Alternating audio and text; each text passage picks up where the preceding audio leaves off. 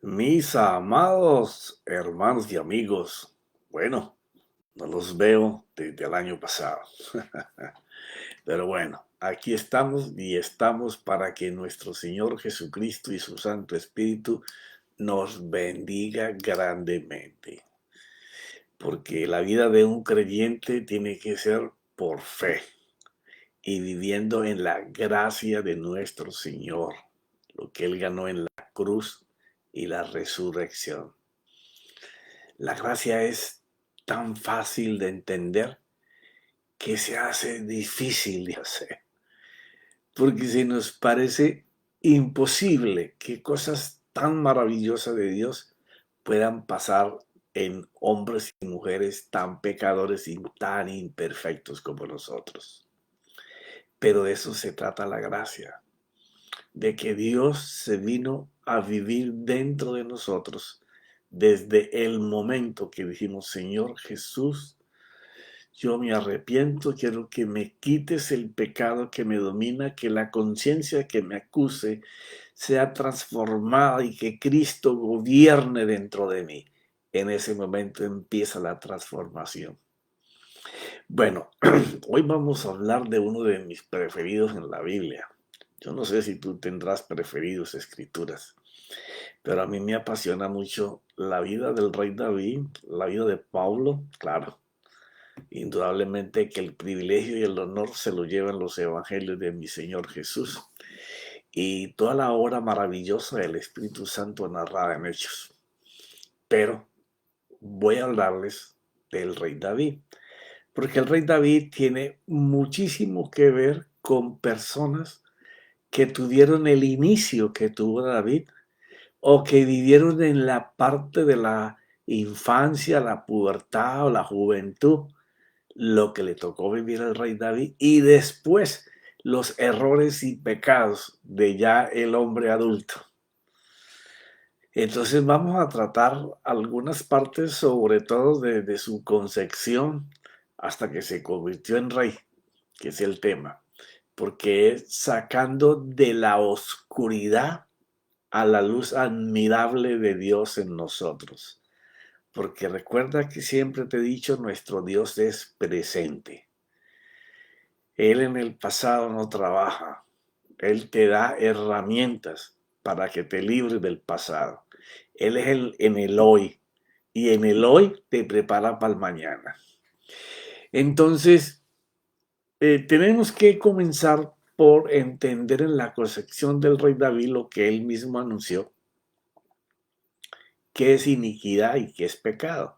Te voy a dar un pequeño resumen de entrada, una pequeña exégesis, mientras llegamos al punto donde lo explico claramente.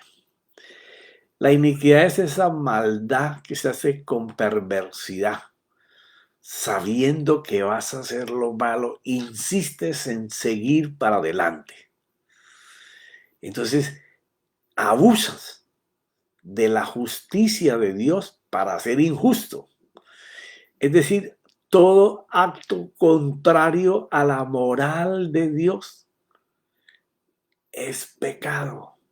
Tú haces injusticia contra Dios y le haces daño a una persona. Ahora, cuando estamos en esta posición, el pecado que tuvo que tener presente en un inicio la seducción, de lo cual hablamos el año pasado, de lo que es seducción y tentación, es toda acción u omisión voluntaria contra la ley, los escritos, los preceptos, la voluntad que Dios dice, esto no lo hagas, porque te va mal. Y a pesar de eso, sabidos de que lo que vamos a hacer está en contra de Dios, pensamos o deseamos hacer cosas que son contrarias a los mandamientos de Dios. Entonces, la iniquidad es la perversidad en el corazón del hombre o de la mujer para hacer algo injusto contra alguien y contra Dios. Y el pecado es la consumación, bien sea por omisión o porque lo piensas voluntariamente contra la ley de Dios. Entonces David escribe sobre él cómo fue concebido. Pero vamos a mirarlo todo a través de la escritura y con explicaciones simples pero que te queden claras. He apuntado algunas notas. ¿Cómo nació David?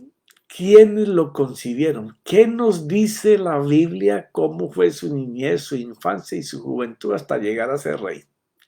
De eso va a tocar este tema. Teniendo todos los retos de su vida, como el abandono de su padre biológico y del que pensó que era su hijo, pero que terminó siendo el padrastro, fue llevado a la casa de Isaí porque cuando se dio cuenta que sus dos hijas eran trigueñas y le nace a David un rubio y de ojos azules, de pelo rojizo, pues el hombre no se aguantó el varillazo. Cuando se dio cuenta, lo expulsó.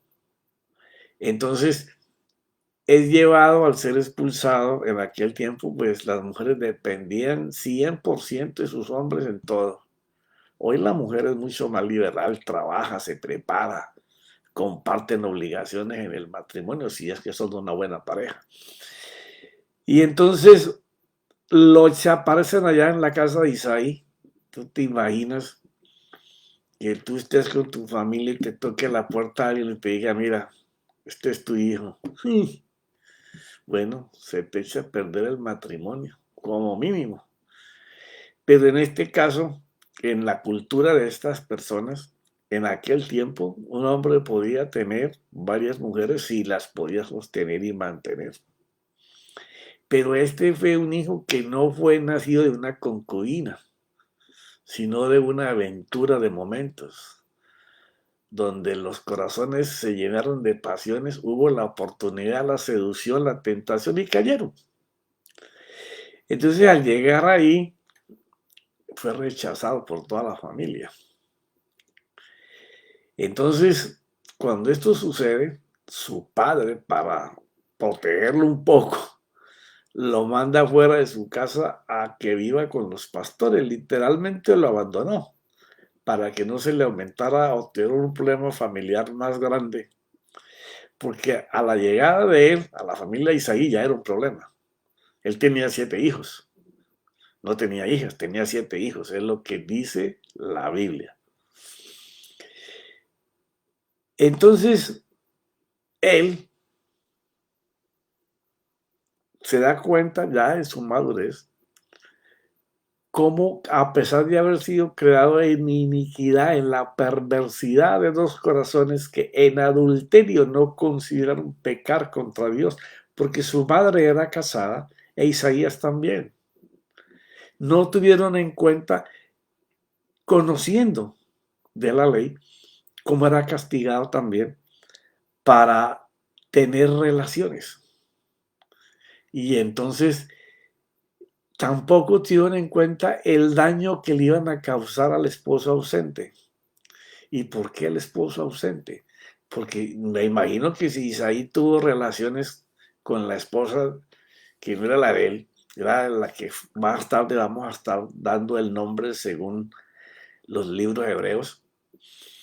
No aparece en la Biblia nuestra, pero en los libros de la genealogía hebrea sí aparece el nombre tanto de la mujer de Isaí como de la mujer de Naas, porque Naas era el esposo de esa mujer.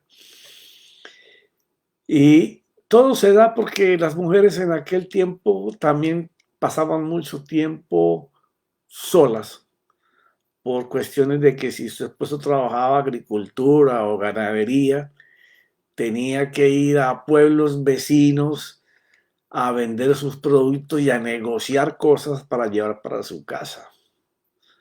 Entonces las mujeres estaban temporadas de una semana, 2 semanas, un mes, dependiendo de lo que al lugar donde él tuviera que ir a comercializar sus productos. Entonces, como viajaba mucho, por esta razón, su madre se encontraba sola y seguramente Isaí hacía paradas allí o Isaí iba a comprarle cosas que Naas tenía ahí, no se sabe. El hecho es que se encontraron y estuvieron en esa casa y tuvieron relaciones. Y para que esto pase, tiene que haber tiempo y espacio para poder hacerlo. Entonces, en ese tiempo, su madre pecó con Isaí y para desgracia o para la gracia de lo que es la historia y lo que es el rey David, ¿cierto? Fue rechazado. No hay mismo. En la medida que él fue creciendo, me imagino que ya cuando tenía, esto es una imaginación mía, porque dice la Biblia que los niños deberían de ser destetados entre los 5 y los 7 años. Me imagino que andaba más o menos por esa edad cuando fue expulsado con su madre. Entonces, al pasar esto, él va donde Isaí, que es su padre biológico.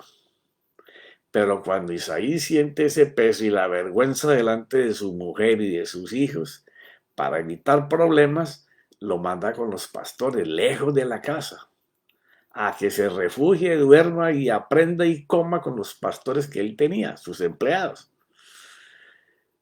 Esto se me hace muy parecido, aunque de un ángulo muy diferente a los planes que el Señor hizo con José. La diferencia aquí es que Dios va a comenzar a preparar a un muchacho, a su pubertad y a su juventud para él. Porque no me cansaré de decirte nunca, hasta que parta con mi Señor y se lo voy a preguntar y me va a decir, así es, profeta. Dios no recibe gente preparada. ¿Te duele? Lo siento. Dios prepara a su gente. Y si no, tienes que ir a 1 Corintios y leer que lo más vil y lo más despreciado de este mundo es lo que Dios califica y usa. O sea, Dios comienza a preparar a David desde darse cuenta en el momento que es expulsado. ¿Por qué me expulsan con mi mamá? Bueno, no eres hijo mío, tu mamá me fue infiel. ¿Te imaginas un niño recibiendo el impacto de que ese no es su papá y que ahora su mamá tiene que comenzar a decirle quién es el papá? Entonces comienza Dios a ir preparando a este muchacho en vez de ponerlo en confusión, al enviarlo Isaí por vergüenza con los pastores, gente más adulta, y dado de que los pastores eran la mayoría cantores y músicos que adoraban en las noches al Señor, porque no había nada más que hacer que encerrar las ovejas, cuidarlas ahí hasta que amaneciera para que siguieran pastando. Entonces se contaban todas las historias de los héroes, los patriarcas de la Biblia, y adoraban y cantaban a Dios. En eso fue que se fue la infancia y hasta la pubertad de lo que es David. Entonces, ¿qué aprendió David ahí? Ok, el que yo pensé que era mi papá, que era mi padrastro, me expulsó. Y el que es mi papá de verdad, le doy vergüenza. Y me está mandando con toda esta gente. Él tuvo que refugiarse, plan de Dios, a aprender a depender de alguien invisible, pero que los pastores le decían que era el Padre Eterno. Entonces yo me imagino a este jovencito tratando de hablar con ese papá, ya que con los que él pensaba que eran, no hablaban con él. Y ahí nace una relación y de mucha confianza en Dios como su único padre. Entonces, cuando él logra entablar con su papá de verdad, él sí, porque nuestro padre, el progenitor, el que nos da la vida, ha sido usado por Dios para que tú y yo vivamos.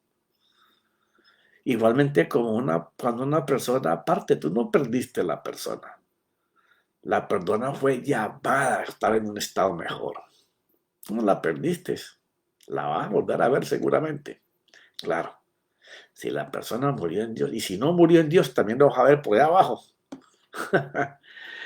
Entonces él aprendió que nuestro Padre, el Yahweh, el que conocemos como Jehová, el Eterno, el Poderoso, el Creador, el Elohim, el Rafa, como tú le quieras llamar, es nuestro único Padre verdadero, porque Él es el Padre de nuestro espíritu, el Padre de los espíritus hechos perfectos desde antes de la fundación del mundo para manifestarse en el tiempo en que tú tenías que nacer. Entonces, le enseñó a estar en comunión con Él, a hablar con Él. Aprendió a orar, a hablar con Él, a adorarle, a ese Padre invisible. Y a cambio, le dio su favor y poder para vencer en todo, por todo y contra todos. Pero miremos parte de su vida a través de las Escrituras, porque lo mismo te puede haber pasado o lo estás pasando y necesitas saber a quién ir para romper tus cadenas de odio, venganza, rencor, melancolía que envuelve tu tristeza, pensando que tienen que pagarte por lo que te hicieron mal, que tú no pediste venir al mundo, pero te trajeron en adulterio, en fornicación, como sea, pero naciste. Quiero decirte que tienes un plan de vida. Depende de ti. No te quejes por la manera en que fuiste concebido. Dios tiene los ojos puestos sobre ti. Él desea hacer contigo lo que tú ni te imaginas, lo que tú ni siquiera te puedes proponer. Tu mente no puede desarrollar los pensamientos y los planes de bondad, de misericordia, de abundancia, de salud, de prosperidad, de bendición para caminar en la vida que tú piensas que no tiene valor. Deja esas cadenas de odio, venganza, rencor, melancolía que envuelven tu tristeza y el deseo de cobrar factura a los que tú crees firmemente que son los culpables de tus dolores y de tus malas decisiones o de tu vida presente. Ahora estudiemos y no te pierdas un solo capítulo, porque el fin de esta enseñanza es que seas libre y te empoderes en Dios para una vida mejor y paz con Él y con los hombres. Que aprendas a vivir en gozo a pesar de las circunstancias adversas que te presente la vida.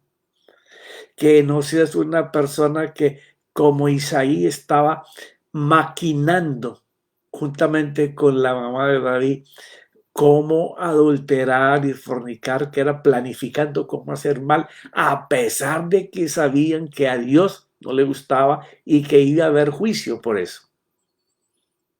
De eso se trata.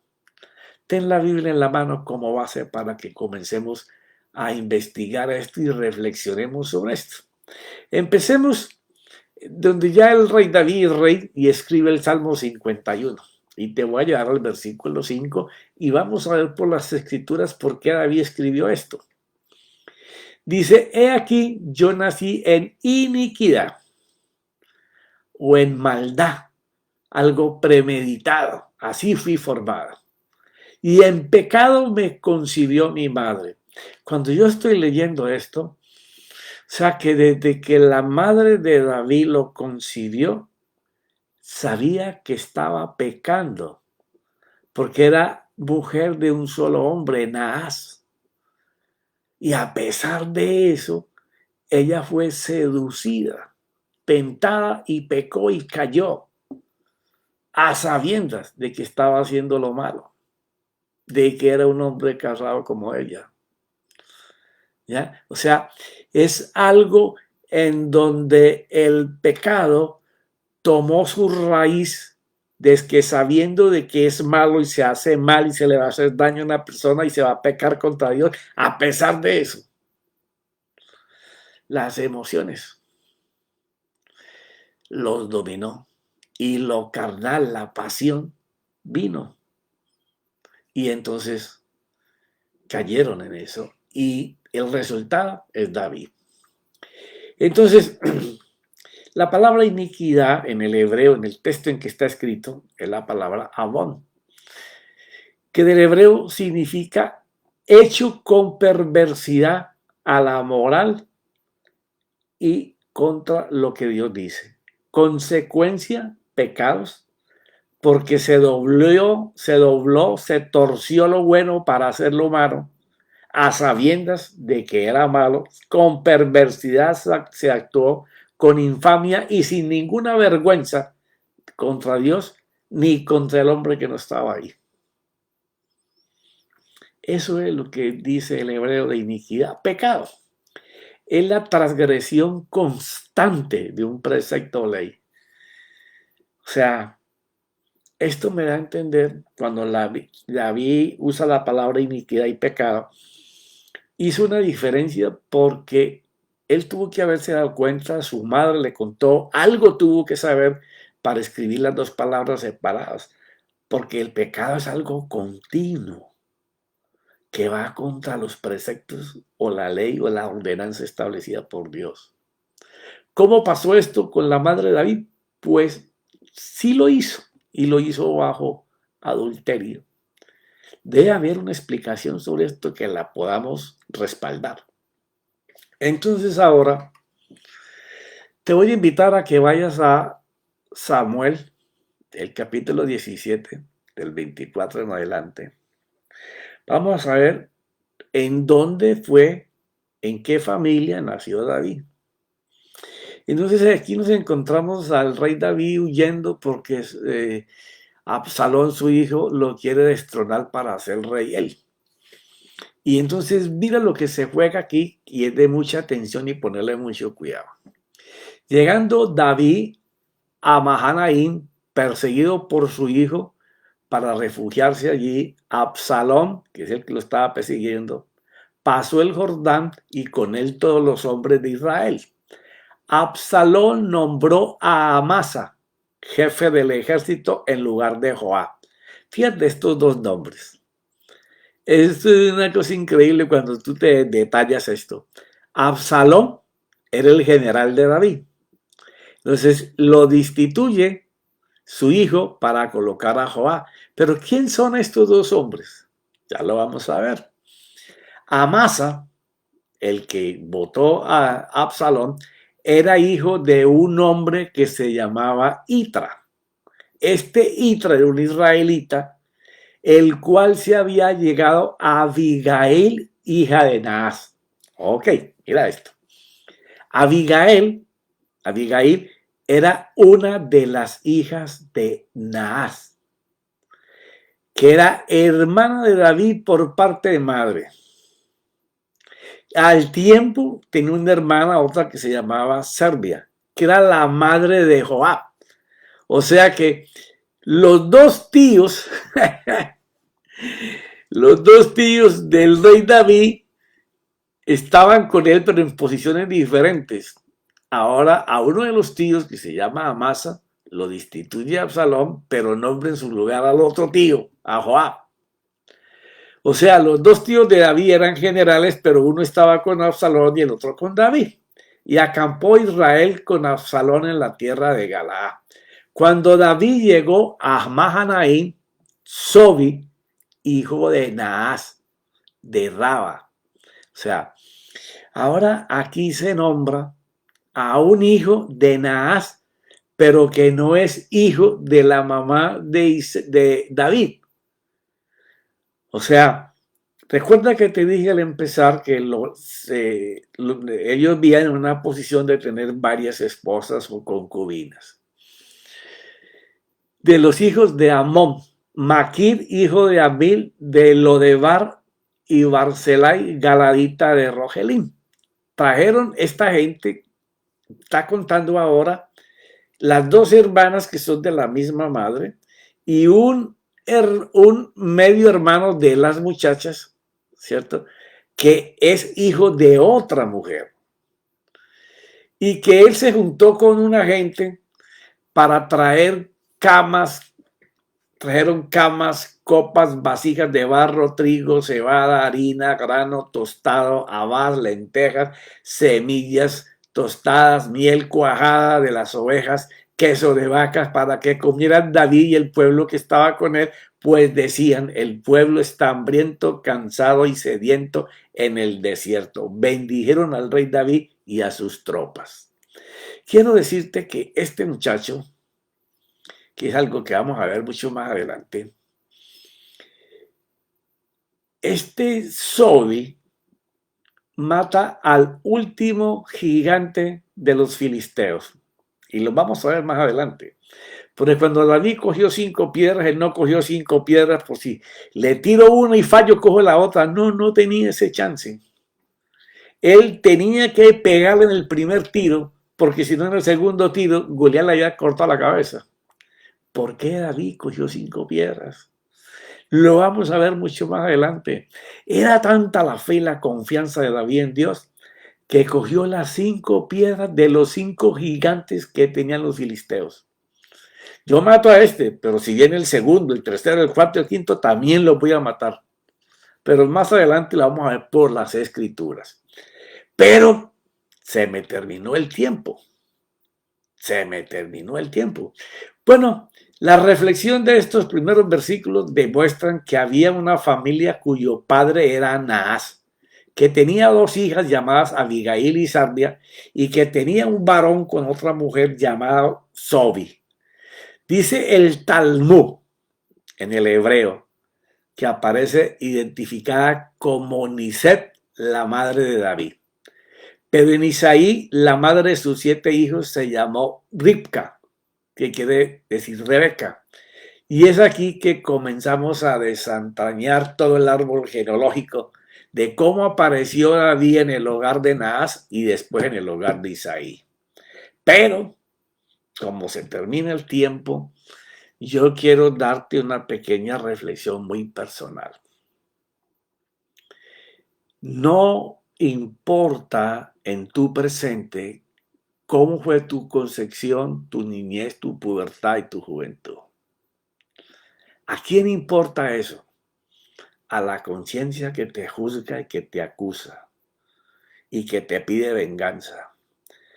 Pero tú puedes vivir envuelto en esa melancolía pensando que si alguien te paga por eso, tú vas a tener ahora sí una buena concepción. No, eso no puede ser. Eso es una falsa mentira del enemigo en tu mente, atrapado en tu conciencia. Tú tienes una carrera, tú tienes un propósito, tienes una misión en la vida.